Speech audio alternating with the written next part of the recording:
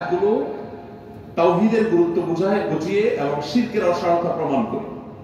সেই নবীজি সাল্লাল্লাহু আলাইহি ওয়াসাল্লাম যখন মদিনায় আসলেন, মদিনার যে প্রেক্ষাপট ছিল সেখানে মুহাজির সাহাবীদের সাথে আনসার সাহাবীদের সাথে ম্যাচিং এর করার একটা ব্যাপার, মিলেমিশে থাকার একটা ব্যাপার ছিল। এখানে নবী করিম সাল্লাল্লাহু আলাইহি ওয়াসাল্লাম বেশিরভাগ ক্ষেত্রে সেই সমস্ত নির্দেশনাগুলো দিয়েছেন, সেই সমস্ত আয়াত নাযিল হয়েছে, সেই সমস্ত হাদিস তিনি বর্ণনা করেছেন যেগুলোতে পরস্পর ভালোভাবে থাকা চায়, আখলাক সংশ্লিষ্ট বিষয়গুলো।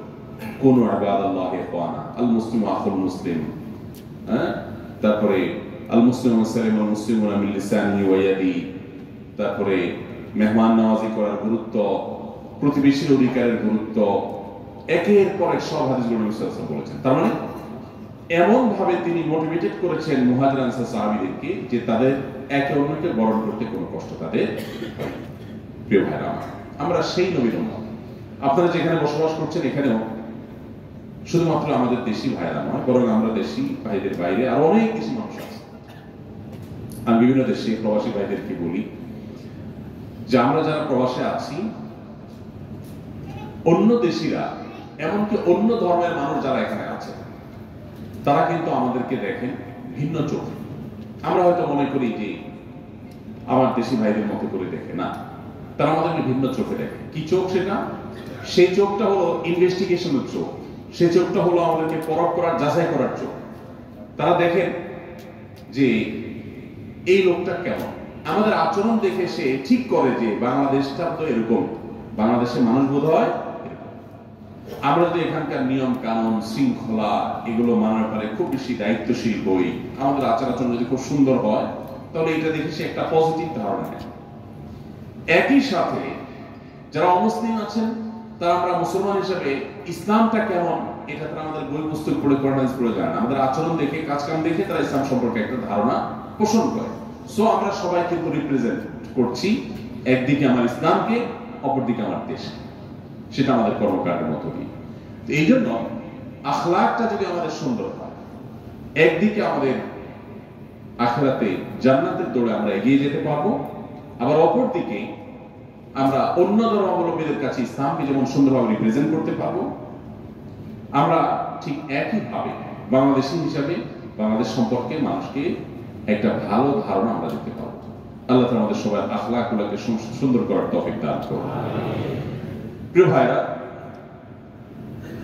লেনদেন থেকে নিয়ে আখলাকের সাথে সংশ্লিষ্ট বিষয়গুলো অনেক। আমরা অনেকে মনে করি আখলাক সুন্দর করা মানে হলো মানুষ সামনে শুধু হেসে হেসে কথা বলতে পারে। সন্দেহ নেই, এটা আখলাকের একটা গুরুত্বপূর্ণ পাঠ। নবীজি সাল্লাল্লাহু আলাইহি ওয়াসাল্লাম বলেছেন, তাবাসসুমুকা আলা ওয়াজহি আখিকা সাদাকা।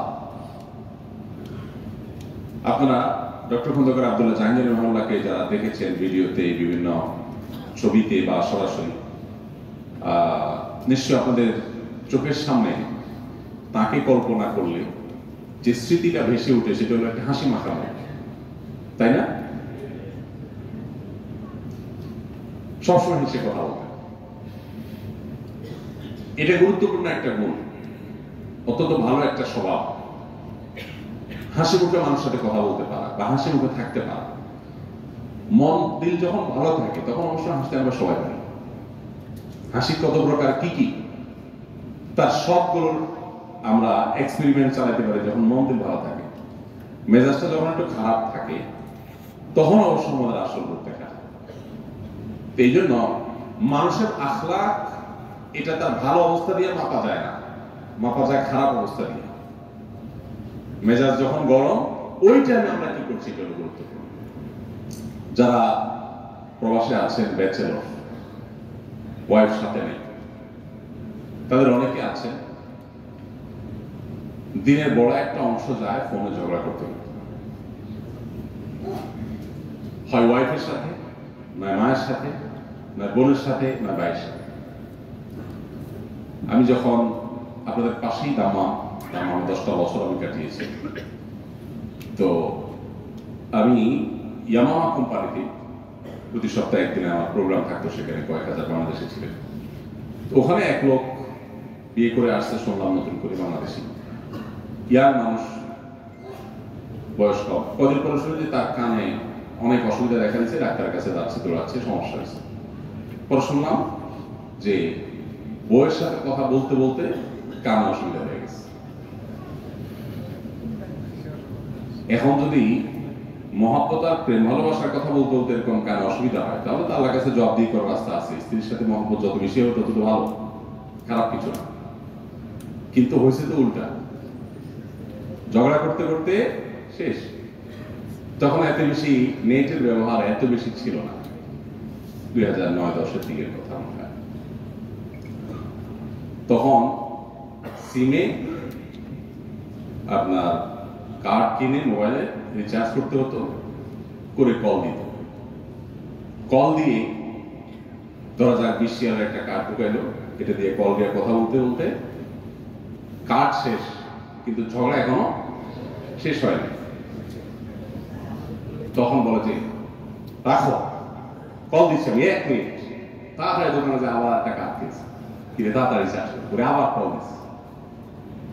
গোষ্ঠী উদ্ধার করবো আজকে, গোষ্ঠীতে নিজেরটা উদ্ধার হয়ে যাচ্ছে, এটা খবর নেই, আলোচনাটা করতেছে। এইভাবে করতে করতে আমি বহু মানুষকে দেখি, খারাপ লাগে, কি অবস্থা। যারা প্রবাসে থাকে না, ফ্যামিলির সাথে এই ধরনের ঝগড়াঝাটির মোমেন্ট তৈরি হয়। আমার একটা সহজ টিপস আছে তাদের উদ্দেশ্যে, সেটা হলো যখন ঝামেলা তৈরি হবে, এই মোবাইলে এখন তার রিচার্জ করা লাগে না, এখন এমবি শেষ হয়ে গেছে, আবার এমবি নেবেন। তো এই এমবি নিয়ে নিজের এমবি গুলো নষ্ট না করে ঝগড়া করে এমবি নষ্ট করবো। একে তো ঝগড়া করে মন মেজাজ নষ্ট, ইমান আমল নষ্ট, আবার এমবিও নষ্ট, এর চেয়ে বড় বেকুব কে আছে পৃথিবীতে? তো ঝগড়া করার যখন ইস্যু তৈরি হবে, সাথে সাথে মোবাইলটা বন্ধ করে দেন।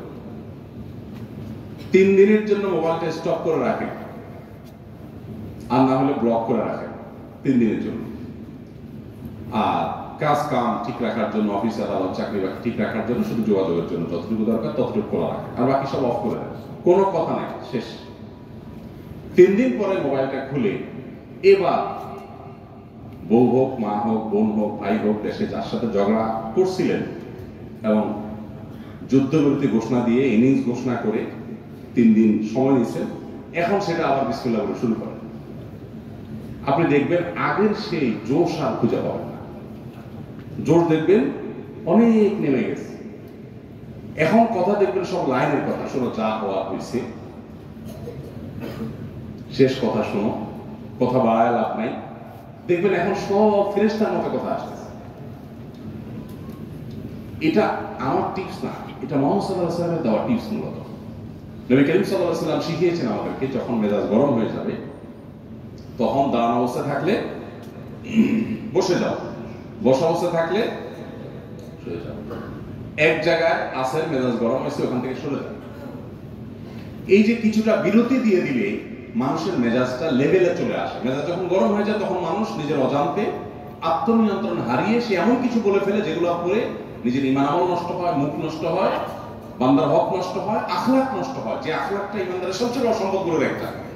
তো এই জন্য নবী সাল্লাল্লাহু আলাইহি ওয়াসাল্লাম আমাদেরকে এই জিনিসগুলো শিখিয়েছেন। অতএব ওই প্র্যাকটিসটাকে ঠিক রেখে যদি আপনি 3 দিনের বিরতি নেন, এটা অবশ্য সবার জন্য প্রযোজ্য। যে কারোর সাথে আপনার মেজাজ গরম হয়েছে, আপনি, শয়তান আপনাকে বলবে না, থামা যাবে না, ঝগড়া কন্টিনিউ করতে হবে, কোন অবস্থাতেই না, প্রয়োজনে এমবি ঢুকাইতে হবে, কার্ড ঢুকাইতে হবে, দেখে ছাড়তে হবে। আসলে আপনার নিজের গোষ্ঠী উদ্ধার হয়ে যাচ্ছে, আপনি টেরও পাচ্ছেন না। তো অনেকে আছেন প্রবাসে থেকে নিজেদের আখলাককে ভাবে আমরা নষ্ট করে ফেলি। অবশ্য এই সমস্যার সাথে প্রবাসের সম্পর্ক না, এটা প্রবাসের এসে সব জায়গায় প্রযোজ্য। তো যাই হোক, আল্লাহ করে আমাদেরকে উত্তম আখলাকধারী মানুষ হওয়ার তৌফিক দান করুন। আমরা ভালো এবং আদর্শ মুসলমান যদি হই, তাহলে মুসলমানদের দুরবস্থা ইনশাআল্লাহ অনেকখানি দূর হওয়ার পথ সুগম হবে। আল্লাহ তাআলা আমাদেরকে হারানো সে গৌরব ঐতিহ্য আবার ফিরে পাওয়ার তৌফিক দান করুন, যদি আমাদের নিজেদের ইসলাম এবং সংশোধন হয়। আমরা সেই নবীর উম্মত, যে নবী শুধু উম্মার সংশোধন করেছেন, কল্যাণ সাধন করেছেন, মক্কাতেও করেছেন, মদিনাতেও করেছেন, নিজের স্বার্থ চিন্তা করেন নাই, উম্মার স্বার্থ চিন্তা করেছেন সবসময়। আমাদের সেরকম পরোপকারী হতে হবে। আসুন্নাহ ফাউন্ডেশনের মাধ্যমে আমরা দেশে যে কার্যক্রম পরিচালনা করার চেষ্টা করি, ওই চেতনায় উজ্জীবিত হয়েই আমরা করি, অন্য কোনো চেতনা নয়, অন্য কোনো উজ্জীবনী শক্তি নয়। মুহাম্মদ সাল্লাল্লাহু আলাইহি ওয়াসাল্লামের সে হাদিস আমাদের চোখের সামনে আসে, আহাব্বুন নাসি ইলাল্লাহি আনফাউহুম লিন-নাস। আল্লাহর কাছে সবচেয়ে প্রিয় মানুষ তারা যারা মানুষের জন্য সবচেয়ে বেশি উপকারী হয়। অতএব আপনার আমার নিজেকে সবচেয়ে বেশি উপকারী হিসাবে দাঁড় করাতে হবে, আর এটার জন্য সবচেয়ে উত্তম আখলাক করা হতে হবে। আপনার আখলাক যদি ভালো হয়, আচরণ যদি সুন্দর হয়, এবং আচরণ সৌন্দর্যের সাথে শুধুমাত্র যদি হাসি মুখের সম্পর্ক না, কারোর কোনো অধিকার আমার দ্বারা খর্ব হবে না, বরং সবার অধিকারগুলো আমি আদায় করবো, এই মেন্টালিটি যদি আমার মধ্যে থাকে, ইনশাআল্লাহ বিইذনিল্লাহ আমি সবচেয়ে বেশি পরোপকারী মানুষ হতে পারবো। আর যদি পরোপকারী হতে পারি, তাহলে আল্লাহর কাছে সবচেয়ে বেশি প্রিয় পাত্র হওয়া যাবে ইনশাআল্লাহ। আল্লাহ আমাদের সবাইকে সেই তৌফিক দান করুন। ওলামা ইকরাম যারা আছেন, আপনাদের উদ্দেশ্যে আলাদা করে কথা বলা দরকার ছিল, কিন্তু সে সুযোগ নাই, কারণ মজলিস পুরাটাই মুখতালাত মিশ্রিত। তারপরও আমি বলতে চাই যে আমাদের দায়িত্ব অনেক বেশি। আমরা যদি উম্মাহর জন্য নিজেদেরকে মুফিদ এবং নাফে হিসাবে গড়ে তুলতে চাই, একদিকে যেমন আমাদের মধ্যে ইখলাসকে প্রতিনিয়ত ঘষে মেজে আমাদের এনশিওর করতে হবে। বিশেষ করে আমরা একটা ভালো চাকরি আছে, ভালো স্যালারি পাই, সামাজিক অবস্থান আছে, বাসা বাড়ি আছে, এটা আমার একটা ডিউটি, এটা আমার একটা জব। এই মেন্টালিটি ঊর্ধ্বে যদি আমরা উঠতে না পারি, তাহলে কোন দিনই আসলে প্রকৃত অর্থে দিনের খেদমত আমরা করতে পারবো না। শরীয়ত আমার জন্য এগুলো জায়েজ রেখেছে, সেটা আমি গ্রহণ করছি, কোনো অসুবিধা নেই, কিন্তু মানসিকতা হতে হবে যে আমি আসলে আল্লাহর দ্বীনের জন্য নিজেকে কত বেশি উজাড় করে দিতে পারি। প্রবাসী বাংলাদেশী ভাইদের মধ্যে দাওয়াতি কাজ ব্যাপকভাবে কাজ করা সম্ভব। আমি কিন্তু আমার দাওয়াতি কাজের এই সূচনা বা শেখন এর পুরাটুকুই কিন্তু এই মধ্যপ্রাচ্যে প্রবাসীদের মধ্যে থেকেই মূলত শিখেছি। অতএব আমি আমার সহকর্মী, আমার স্বজাতীয় ওলামা ইকরাম ভাইদেরকে বলতে চাই, আপনাদের কাছে সুযোগ অবারিত। প্রবাসী ভাইদের